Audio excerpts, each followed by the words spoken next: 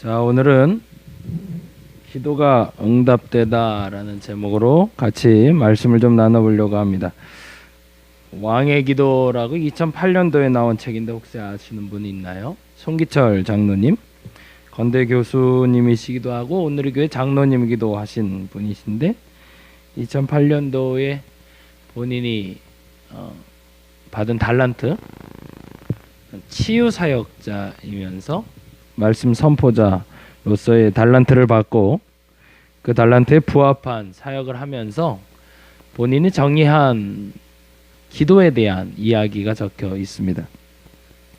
왕의 기도라는 제목으로 우리가 알고 있는 간구 기도하고는 조금 다른 선포 기도라는 타이틀로 이야기를 하고 있는데, 이 책의 뒷부분에 가면 왕의 기도에 대한 부록편이 있어요. 부록 왕의 기도 실전편이라고 되어 있는데 실행 6단계라고 되어 있는 게 있습니다. 크게 6가지로 구별을 해놓고 우리가 기도할 때 이렇게 선포해야 된다라는 이야기를 하고 있는데, 오늘 그 얘기를 좀 중심으로 해서 고린도후서 6장 14절에서 7장 7절에 있는 말씀을 중심으로 기도가 응답이다 라는 이야기 같이 좀 나눠보려고 합니다. 2008년도에 나온 책이기도 하지만 나름대로 좀 당시가 가장 활발하게 움직이실 때라 나름대로 내용이 살아있다고 할까요? 한번 시간 되시면 한번 사보시면 좋을 것 같아요. 여기서 말하는 6단계가 첫 번째는요, 반드시 성령님의 임재 가운데 기도해야 된다라는 겁니다. 매우 중요하죠. 맞습니다.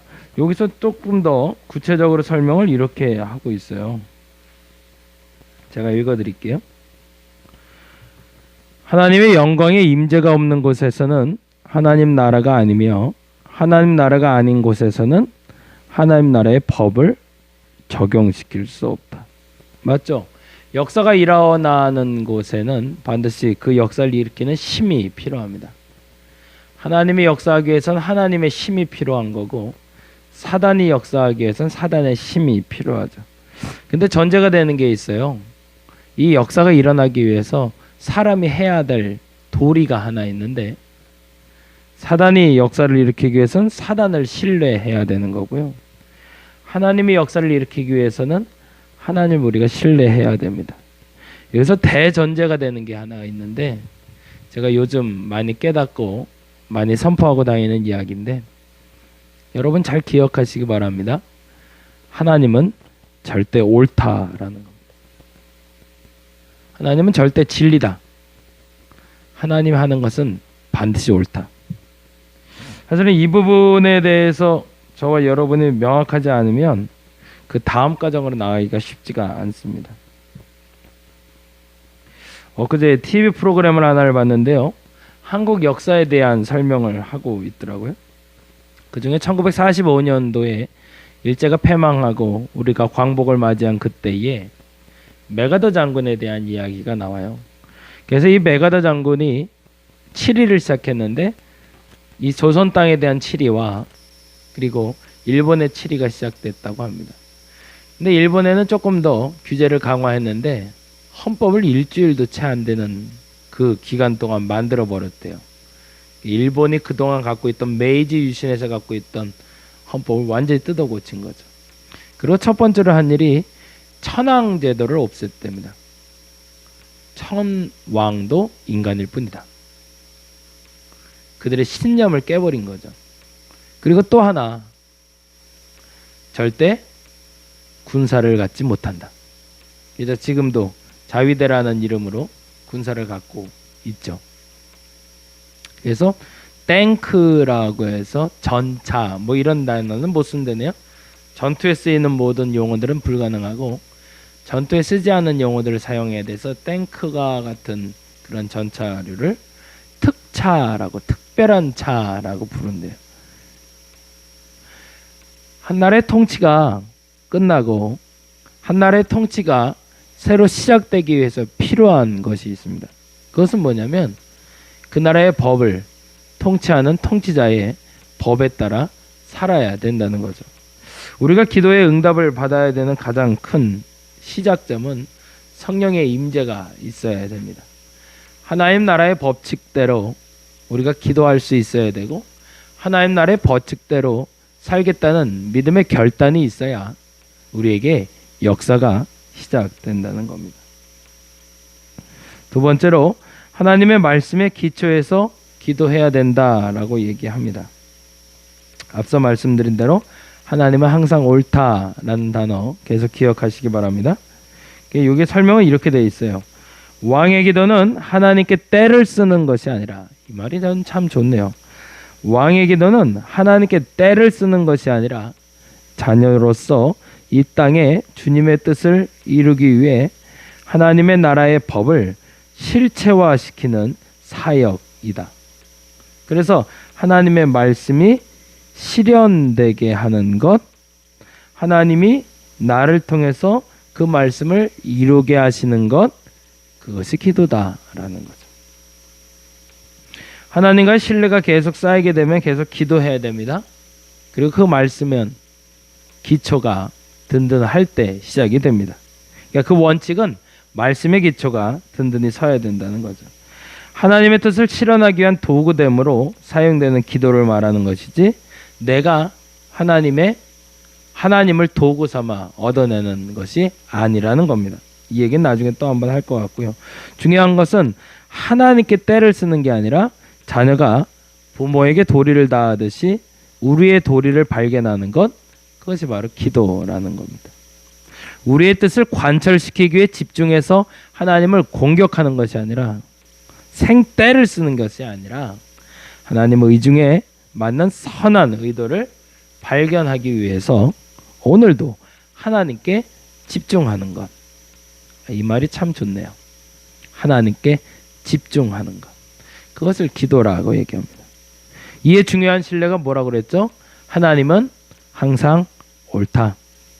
그러니까 하나님 신뢰할 수 있는 거죠. 하나님이 하는 일이 그렇다면, 어떤 통치자가 하는 일이 그렇다면, 그렇다고 있는 일에 대해서 우리는 동조할 수 없습니다.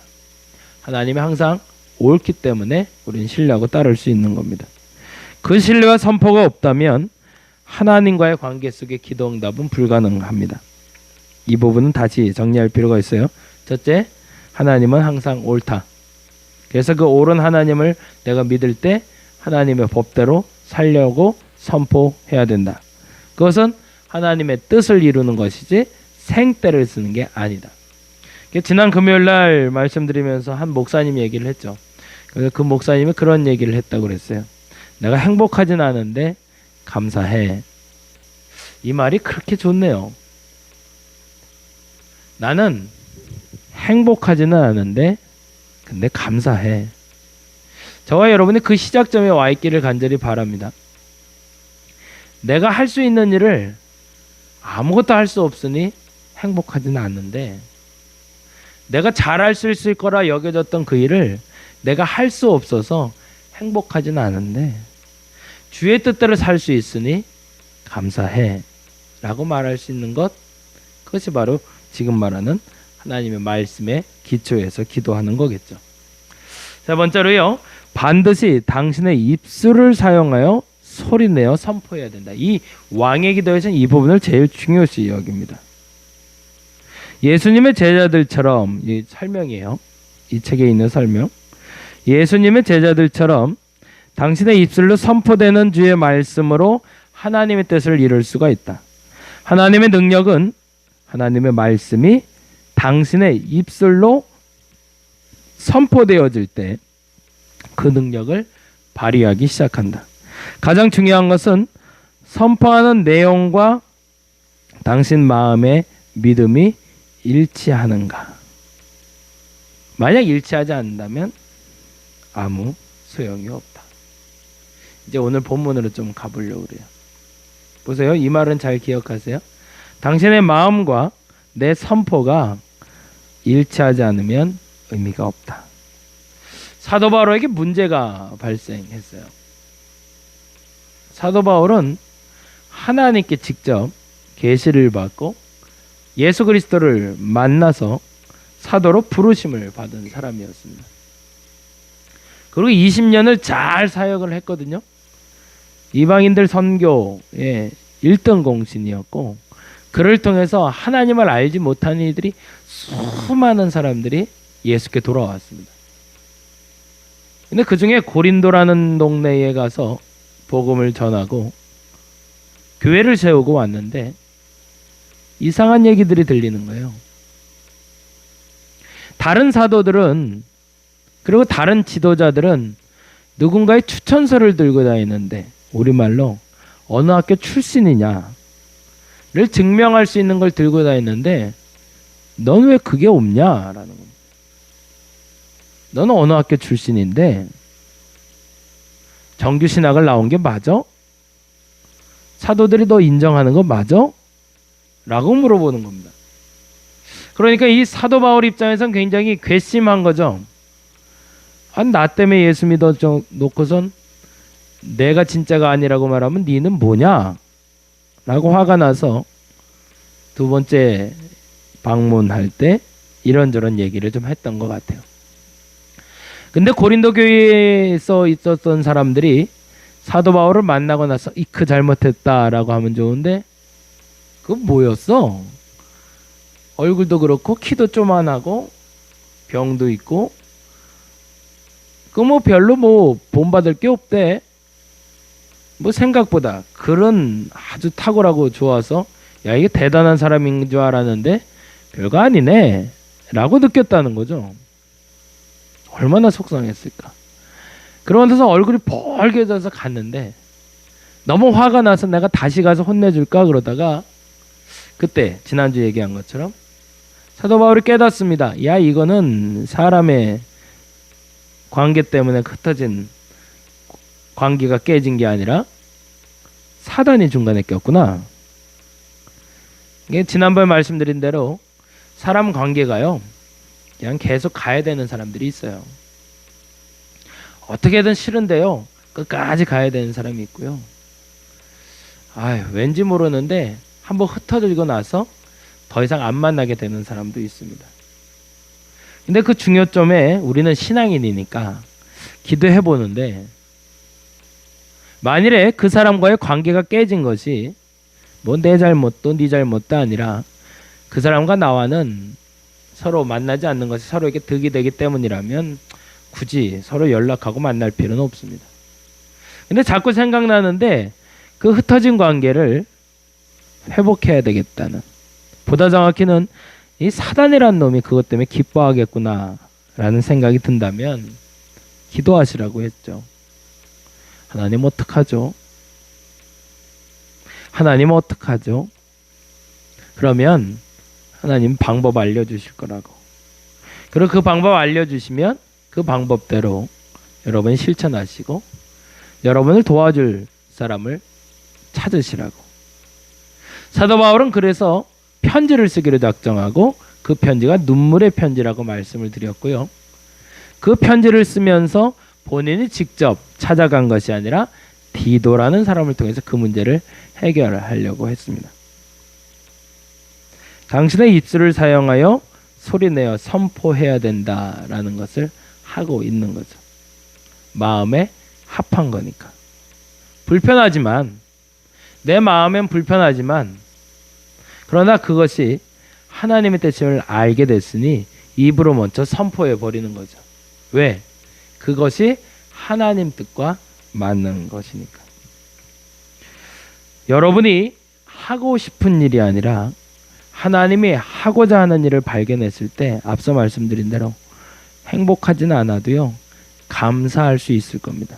그러니 그 일을 위해서 여러분의 입술로 선포하시기 바랍니다. 도저히 안 되겠는데, 아니요, 될 겁니다. 그 일은 반드시 이루어질 겁니다. 왜요? 여러분 마음에 합하게 하나님이 움직여가기를 원하시기 때문입니다. 그러니까 여기서 마음에 합하다라는 말과 선포하다라는 것이 하나 됐다는 건 내 마음에 흡족하다라는 걸 말하는 건 아니라는 거예요. 내 마음에 흡족하지 않아도 하나님이 하라는 것을 알게 됐으면 선포하라는 겁니다. 이제 이 말을 계속 설명할 거예요. 잘 기억하세요. 이게 굉장히 중요해요. 내 마음에 합하지 않아도 내 마음에 합해도, 이게 더 좋겠네요. 내 마음에 합해도, 내 마음에 합하지 않아도 그게 하나님이 선포하라고 여겨지는 것이라면, 그것이 하나님 뜻이라 여겨진다면 입으로 선포해야 된다는 겁니다. 다시 한번 정리할게요. 첫째는 성령의 임재 가운데 기도해야 된다. 쉬운 말로 표현했죠. 하나님 나라의 법대로 기도해야 된다. 왜요? 우리는 하나님의 통치를 받고 있으니까. 두 번째, 말씀의 기초에서 기도해야 된다. 하나님은 옳다라는 걸 인정하고 기도해야 된다. 세 번째, 내 입술로 내 마음에 합하면, 내 마음에 합하지 않던 그것이 하나님 뜻이라 여겨진다면 입으로 선포해야 한다. 잘 기억하세요. 굉장히 중요합니다. 그런데 그리고 나서 사도 바울의 상황에 고린도후서 7장 5절에 다음과 같이 설명하고 있습니다. 제가 읽어드릴게요. 이 부분을 읽기 전에 이렇게 설명하고 가야 되겠네요.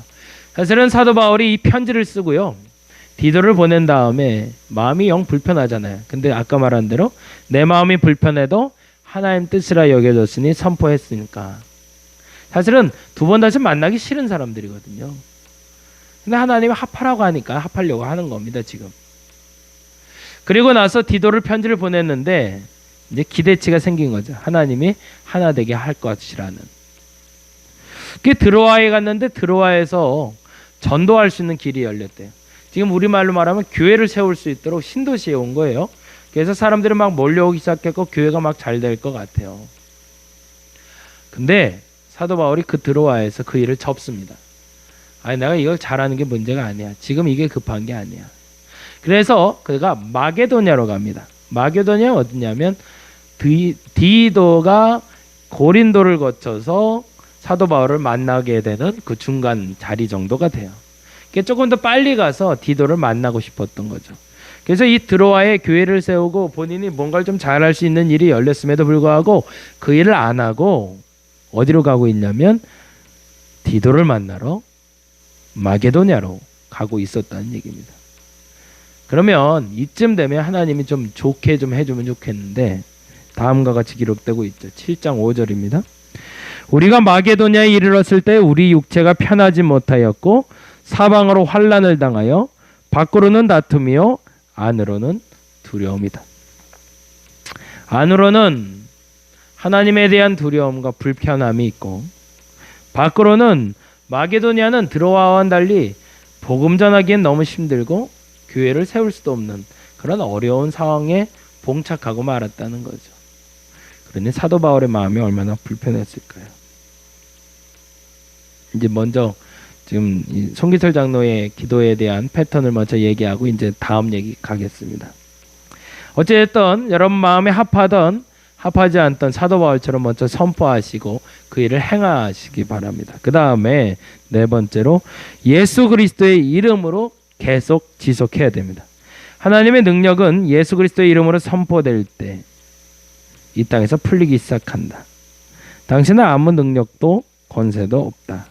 오직 예수 그리스도의 이름이 권능이 있으며 당신이 예수의 이름으로 행할 때 주께서 친히 역사하신다는 걸 신뢰하셔야 됩니다.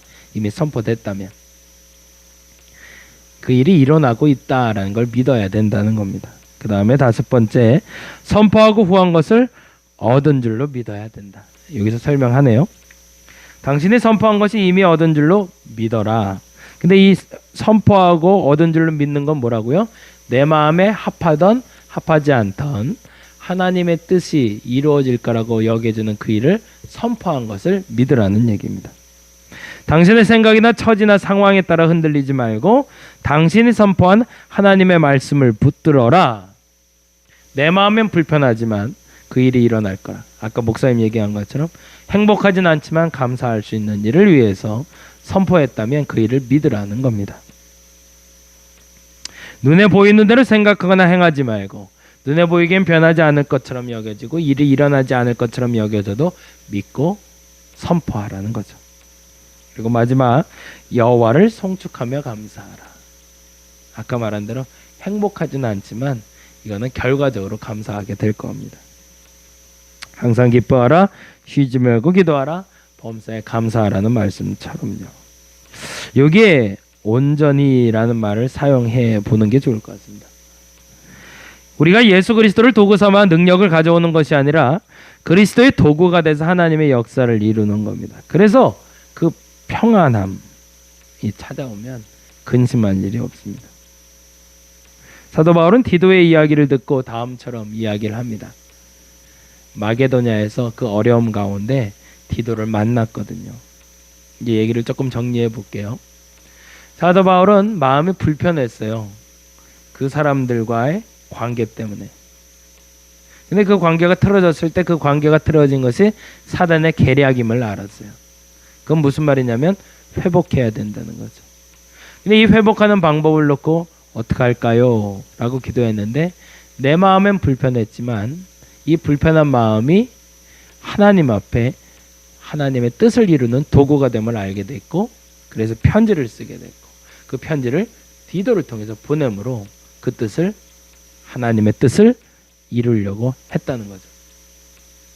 계속 마게도냐에서도 불편하고 힘들었는데 어느 순간에 평안이 찾아옵니다. 그 평안에 대해서 고린도후서 7장 6절에 7절에 이렇게 얘기합니다. 그러나 낙심하는 자들을 위로하시는 하나님이 라고 되어 있죠. 디도가 오므로 우리를 위로하셨어요. 드디어 만난 거죠. 마게도냐에서 만난 겁니다. 그가 온 것뿐 아니요 오직 그가 너희에게서 받은 그 위로로 위로하고 너희의 사모함과 애통함과 나를 위하여 열심히 있는 것을 우리에게 보고함으로 나를 더욱 기쁘게 하였느니라. 아멘. 사도 바울은 그가 근심했던 일을 해결하고 계시는 하나님을 드디어 경험한 겁니다. 아우, 내가 꼭 이렇게까지 해서 저들과 관계를 회복해야 돼 라고 생각했는데 그렇게 하는 것이 옳다라고 여겨지고 그렇게 행했을 때 하나님이 당신의 뜻을 이루어 주셨다는 겁니다. 근데 여기서 반문하고 싶은 게 있어요. 뭐냐면 관계가 왜 틀어졌냐는 거죠. 첫째는 그가 사도로서 인정받지 못했기 때문입니다. 그게 부족함 때문이었거든요.